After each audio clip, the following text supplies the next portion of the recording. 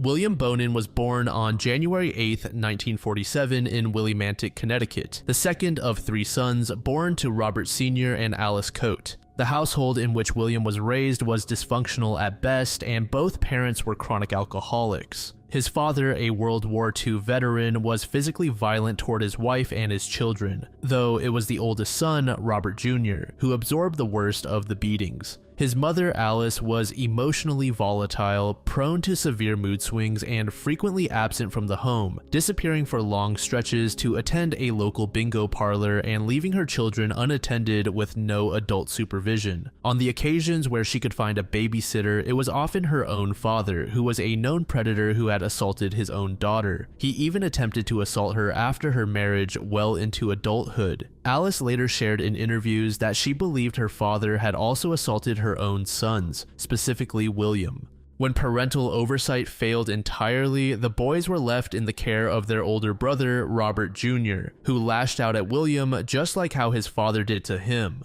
In total, by the age of 6, William had been exposed to a violent father, a predatory grandfather, an emotionally unstable and absent mother, and an abusive older sibling. In January 1950, the family situation deteriorated further when Sr. gambled away the family home, forcing a move into the home of his maternal grandmother in Willimantic. By this point, the family was already enrolled at St. Mary's Catholic School, where staff were already taking note of William's increasingly worrying behavior. This came in the form of absences, aggression toward other students, and an inability to follow instructions. On one occasion, he rode his bicycle deliberately into a group of young girls, which sent him to juvenile hall. He returned home more defiant and uncooperative than before. In September 1953, when William was 6 years old, he was enrolled by his parents in the Franco-American School, a Catholic convent in Lowell, Massachusetts that operated as a boarding institution. The convent enforced an extreme disciplinary regime where physical punishment was commonplace among staff. William later recalled nuns forcing him to punch a fence as a penalty for misbehavior. Records from this period indicate that he seemed to be living decently enough at the time, but witnesses later attested that he was regularly bullied by other children. His parents never visited him during his entire time at the convent, and apparently he became progressively convinced that his mother and father had died. The most consequential event of William's time at the convent occurred in 1955, when he was approximately 8 years old. An older boy approached William and attempted to assault him. There was some pushback initially, but eventually William agreed on the condition that his hands be tied behind his back, saying it would make him feel secure and less frightened.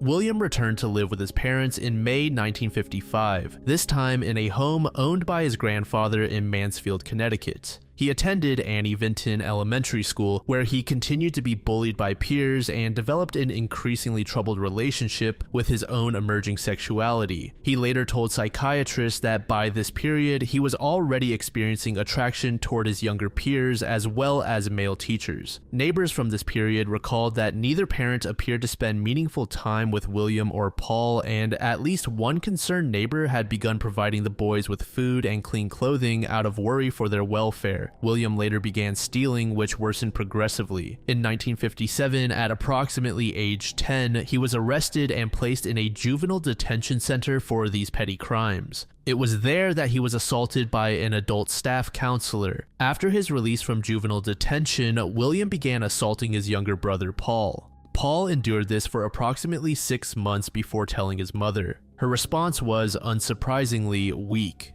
She moved William to a separate bedroom, which seemed to be the extent of his quote-unquote punishment. During this same period, William confessed to psychiatrists years later that he was also targeting other victims in his neighborhood. In 1959, he began attending middle school in Coventry, Connecticut. Academically, he showed some genuine ability, particularly in math and science, but his grades were otherwise mediocre, and socially, he continued to deteriorate. In late 1960, the family faced foreclosure, and Alice kicked Sr. out of the house, winning custody of the children. The parents eventually reconciled when Sr. was offered lucrative employment as a machinist at a factory in Downey, California. In early 1962, the family purchased a tract home in nearby Torrance, California, and relocated. Paul later recalled his brother as reasonably well behaved as a teenager in California, but this recollection appears to have been shaped by what Paul knew and witnessed directly rather than by the full reality of William's inner life and behavior.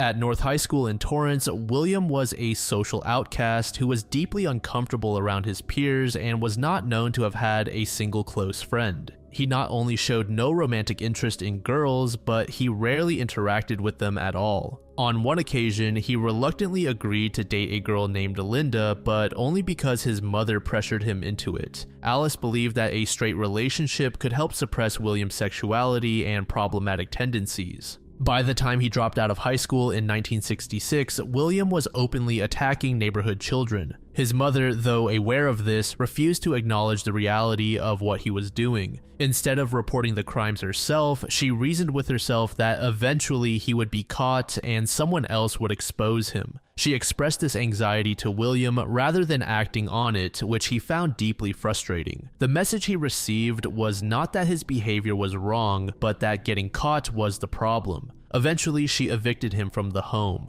Without income, direction, or a place to live, William had zero direction or anchor in his life. It was at this point that Alice decided to encourage her son to join the Air Force, believing that the structure the military offered might redirect his predatory urges. She also arranged his formal engagement to Linda, still hoping that this relationship might do him good. Interestingly, William told Linda during this engagement that he suffered from recurring nightmares in which he assaulted and murdered a woman. Both brushed this statement off as something that would pass with time.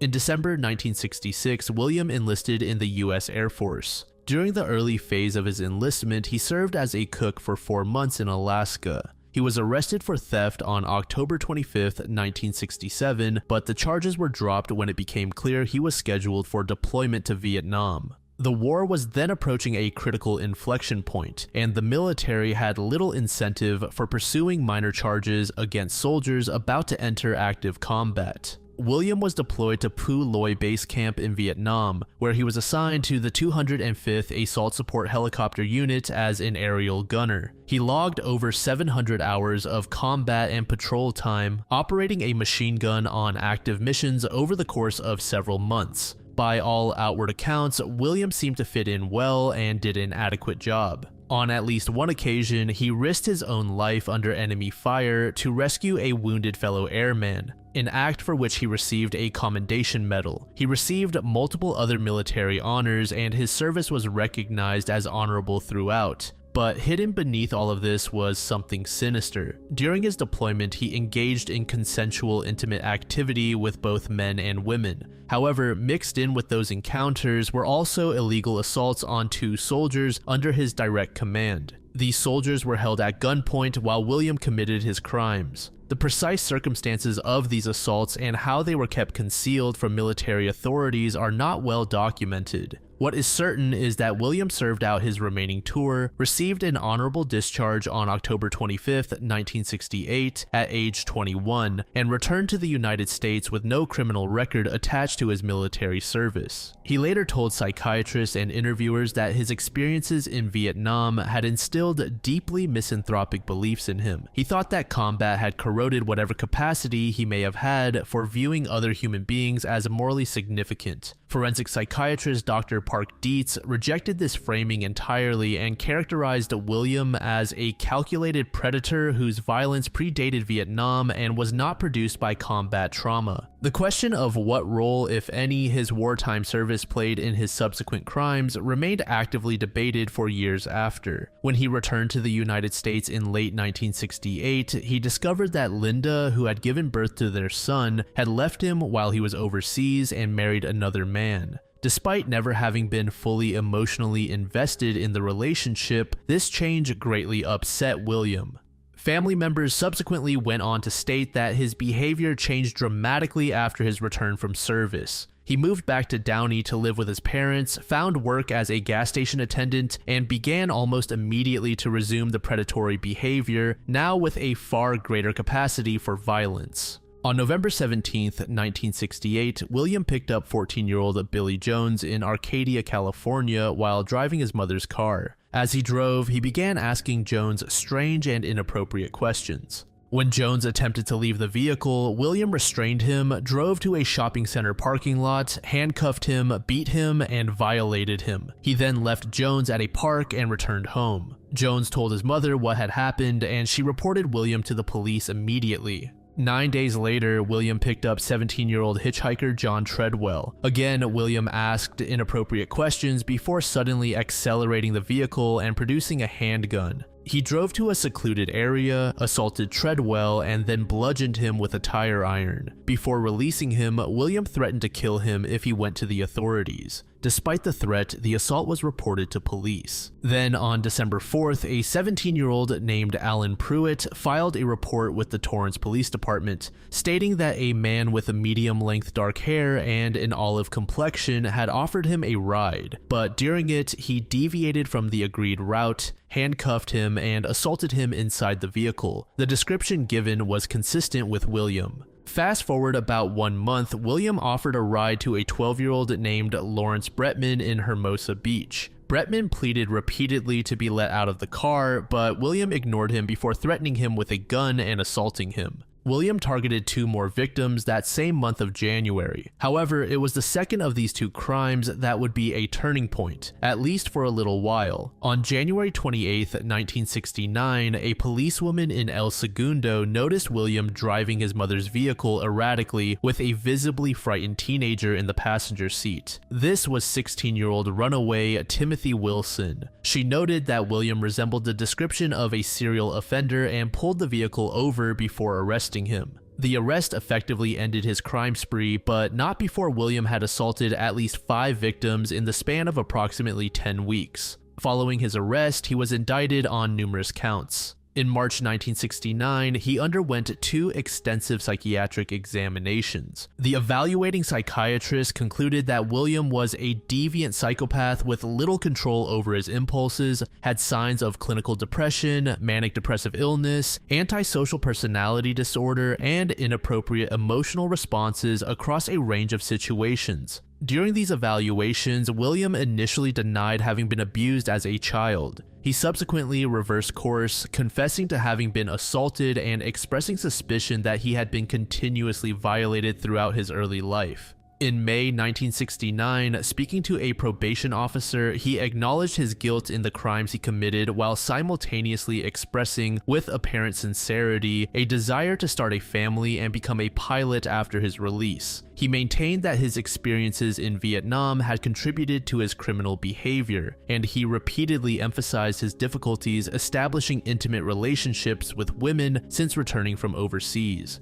He pleaded guilty, and in June 1969, he was sentenced to the Atascadero State Hospital in San Luis Obispo, California, at the age of 22 as a mentally disordered offender considered amenable to treatment. On June 11, 1974, 5 years after he had arrived at Atascadero, William was released from custody. The evaluating doctors concluded that he was, quote, no longer a danger to the health and safety of others. He was 27 years old, had spent his early 20s in a psychiatric prison facility, and had been formally identified as an extreme sociopath who had explicitly disclosed plans to kill future victims. Yet, the system released him anyway. William initially rented an apartment in Hollywood, intending to connect with the local gay community. The attempt failed due to his profoundly poor social skills. He soon relocated back to his parents' house in Downey. Then, in December, he secured employment as a truck driver for Dependable Drive-Away, a delivery company in Montebello. He briefly tried bartending in Fountain Valley, but the Montebello position was more stable and it gave him access to a vehicle and long-distance routes with minimal supervision. He was then fired in February 1975 for wrecking a trailer. In March 1975, he enrolled at a community college for 2 semesters.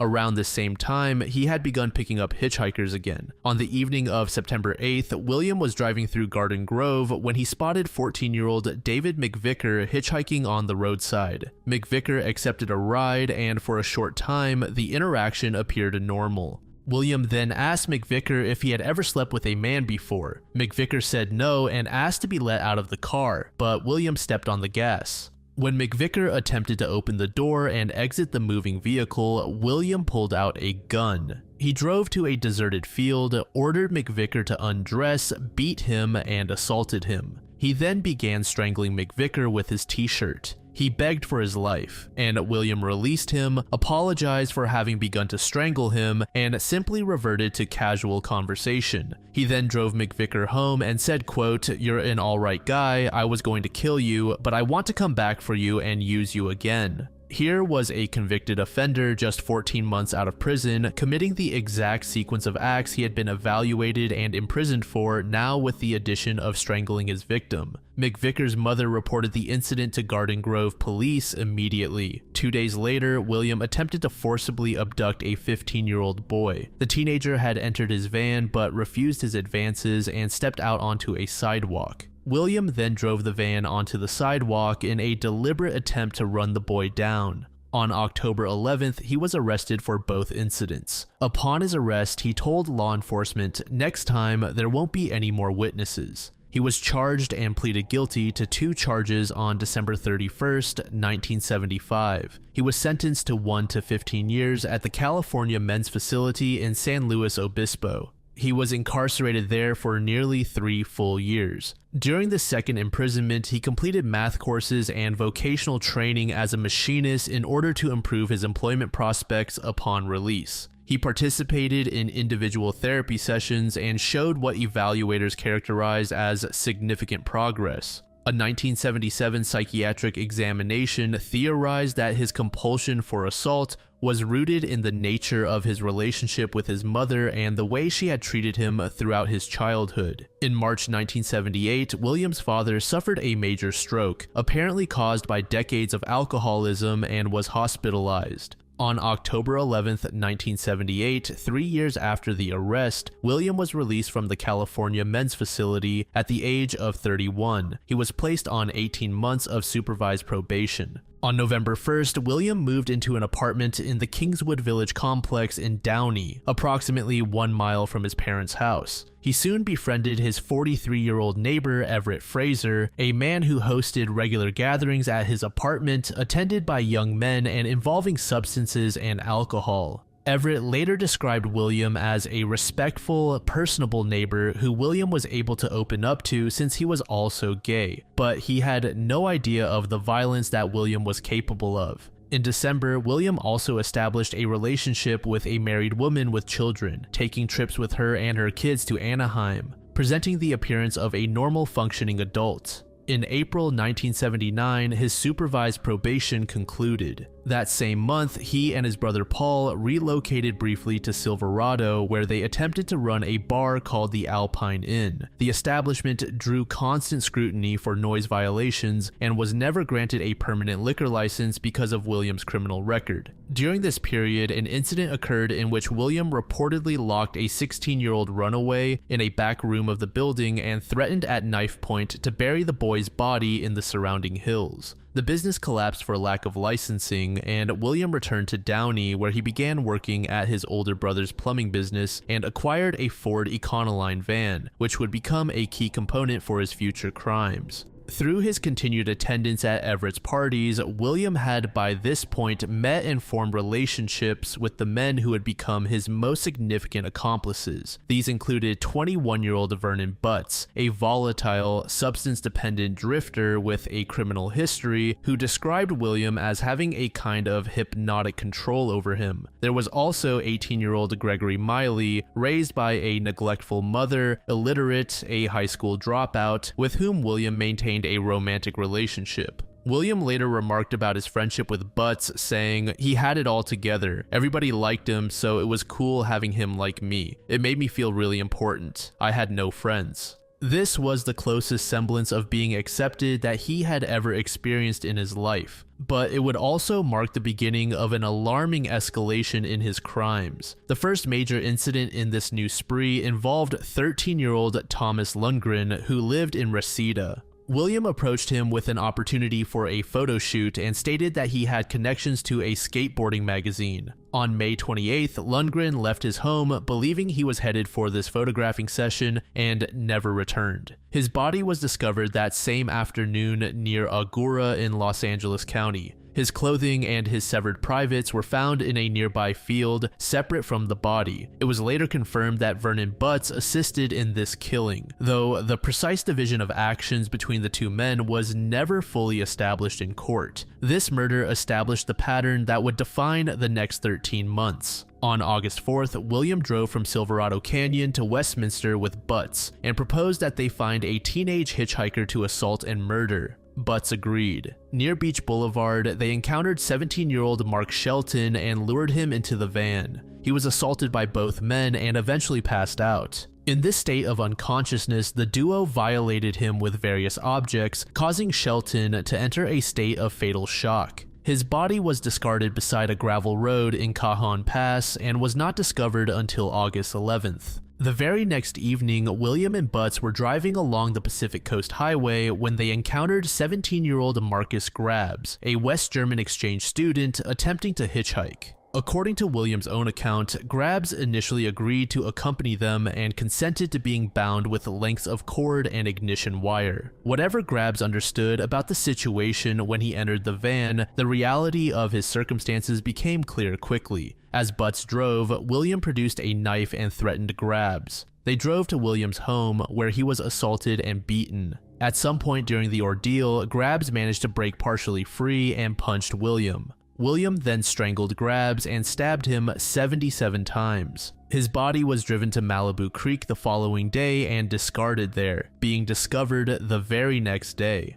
On August 9th, William was arrested for an incident involving a 17-year-old boy from Dana Point. This was the first violation of his parole conditions that were made known to law enforcement. Under the terms of his supervised release, this violation should have automatically returned him to prison. Instead, due to an administrative error made prior to his scheduled court date, he was released from Orange County Jail on August 13th, just 4 days after his arrest. When Everett Fraser picked him up from jail, William said, "No one's going to testify again. This is never going to happen to me again." Everett interpreted this as remorse. After his release, William failed to appear at his scheduled court date and returned to living at his parents' house. Neighbors began taking note of a disturbing pattern around this time. Young boys were observed entering William's house with him, and the neighbors would later hear screaming and crying from inside. His family, who were occasionally present, claimed to have witnessed nothing. On August 27th, William and Butts, driving the van, encountered 15-year-old Donald Hayden on Santa Monica Boulevard and offered him a ride. When Butts made an accidental wrong turn while driving, Hayden apparently became alarmed and panicked.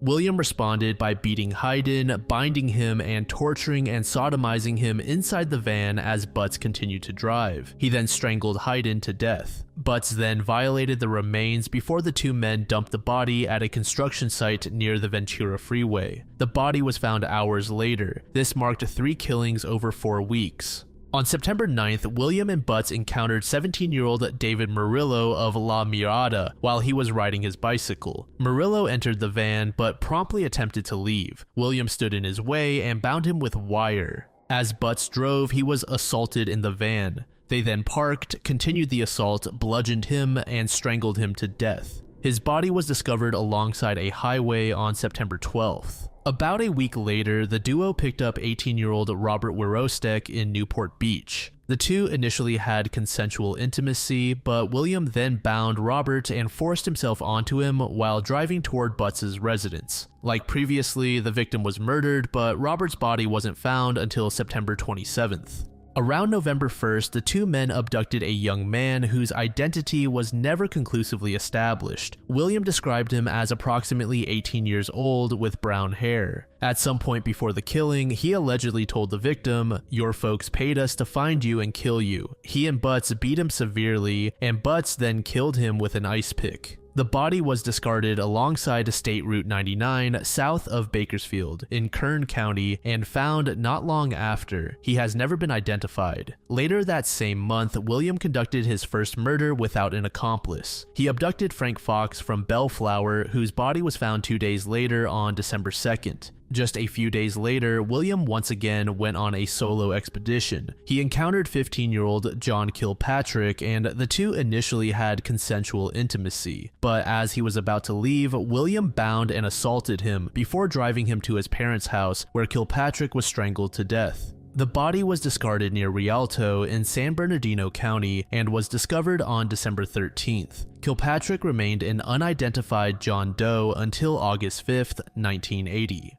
This delay in identification was largely due to his troubled background and his frequent bouts of disappearing for days at a time. His mother hesitated to report him missing, and friends mistakenly believed they had seen him at a local mall, further delaying the search. He was not officially reported missing until February 1980, 2 months after his body had already been found. On New Year's Day, William encountered 16-year-old Michael McDonald near Chino Airport. He lured McDonald into the van under the pretext of providing substances for McDonald to sell. Once inside, William parked behind an apartment building and assaulted him. McDonald's body was found alongside Highway 71 on the outskirts of Chino, but was not identified until March 24th, more than 11 weeks after his death. February 3rd, 1980 stands as probably the single most horrifying night of William's entire murder spree. Earlier that morning, Bonin had invited a separate 16-year-old boy into his parents' house for drinks. At some point during this encounter, he alleged that the boy had stolen $100 from his wallet and he decided to murder him. That evening, he drove to Hollywood with Gregory Miley, having already decided they would commit a murder together. On Santa Monica Boulevard, they encountered Charles Miranda. According to Miley's account, William and Miranda engaged in consensual acts in the van as Miley drove. William then beat Miranda and assaulted him. Miley attempted to assault Miranda too, but failed. He was then strangled and dumped in a Los Angeles alleyway. Within 5 minutes of discarding Miranda's body, William turned to Miley and suggested they do another one. Miley protested and said he wanted to go home. William ignored him and kept driving, and Miley eventually complied. A few hours later in Huntington Beach, the two encountered James McCabe. James had been dropped off at a corner bus stop by his older brother, who had handed him bus money and sent him off to Disneyland. He was the youngest victim in the entire spree. The two men lured him into the van with the promise of a free ride and marijuana. Once James was inside, William drove to a nearby grocery store and parked. He then bound James and told him he was being held for ransom. This was an apparent attempt to make the boy more compliant by suggesting a survivable outcome. He then began punching him. At some point during the assault, James fell unconscious. When he regained awareness, he was beaten unconscious again. William then crushed James's neck with the tire iron and strangled him to death. His body was carried to a construction site in Walnut and left there before being discovered 3 days later on February 6th. The morning after these two killings, William was arrested again for violating his parole conditions. He was held at Orange County Jail until March 4th, a period of approximately 4 weeks, before being released again. Within 10 days of his release from jail, William abducted 18-year-old Ronald Gatlin from Van Nuys. He bound and beat Ronald, sodomized him, and then killed him with an ice pick. Ronald's body was found behind an industrial building on March 15th. On March 21st, William committed 2 additional murders in a single day. In the morning, he picked up 14-year-old hitchhiker Glenn Barker. Barker was burned with a lit cigarette across his body and strangled to death. Later the same day, he abducted 15-year-old Russell Rugg in Garden Grove and held him captive for approximately 8 hours before dying of strangulation. The two boys' bodies were discarded together in Cleveland National Forest near the Ortega Highway on March 23rd. Sometime in March, as William was leaving one of Everett Fraser's parties, he offered 17-year-old William Pugh a ride home. Pugh accepted. During the drive, he became uncomfortable and attempted to exit the van at a stoplight. William physically dragged him back inside and explained to him in detail exactly how to commit murder without getting caught. He then told Pugh he had chosen not to kill him, not out of sympathy, but simply because the two of them had been seen leaving Everett's party together and it would be too easy to trace. Pugh was then driven to his home and released, but continued associating with William. On March 25th, he and Pugh encountered 15-year-old runaway Harry Turner on the streets of Los Angeles. Turner was lured into the van where both William and Pugh bound Turner and assaulted him. In one of the most extreme acts in the entire spree, Pugh bit off Turner's intimate area before strangling him to death. His body was discarded behind a nearby business and discovered the following day. In the month of April, 2 more victims were killed. These included 16-year-old Stephen Wood and 19-year-old Darren Kendrick, the former of which solely involved William. The next month, 2 more young men were murdered. Lawrence Sharp was aged 17, while Sean King was only 14. The final murder came in June and involved Stephen Wells, aged 18. And by this point, Pugh was in police custody on an unrelated auto theft charge. He had overheard a radio broadcast describing the freeway killer investigation and had quietly disclosed to a jail counselor that he knew the killer's methods. That information had reached LAPD Detective John St. John, who had also received a tip from 1975 assault survivor David McVicker. John had petitioned for and received authorization for a surveillance operation targeting William, and a police surveillance team was assigned to monitor his movements beginning the evening of June 2nd, 1980. The surveillance began too late. Earlier that evening, William's newest acquaintance, 18-year-old drifter James Monroe, who had recently moved into William's apartment, accompanied William as they encountered 18-year-old Stephen Wells on El Segundo Boulevard. Wells was enticed into the van. William initially had consensual intimacy with Wells, then persuaded him to accompany them to his parents' house, where the two both engaged with each other once more. William then paid him $200 in cash to allow himself to be bound with clothesline. Wells accepted the money and allowed himself to be bound. Almost immediately, something in the situation shifted, and Wells began to sense the danger and grew frantic and frightened. William retreated to the kitchen and told Monroe plainly that the two of them were going to kill Wells. They returned to where he was bound, gagged him, and beat him in the hallway. Wells pleaded for his life before being strangled to death. William then instructed Monroe to find a cardboard box large enough to fit Wells's body. Together, they folded him inside the box, carried it to the van, and drove toward Vernon Butts' apartment.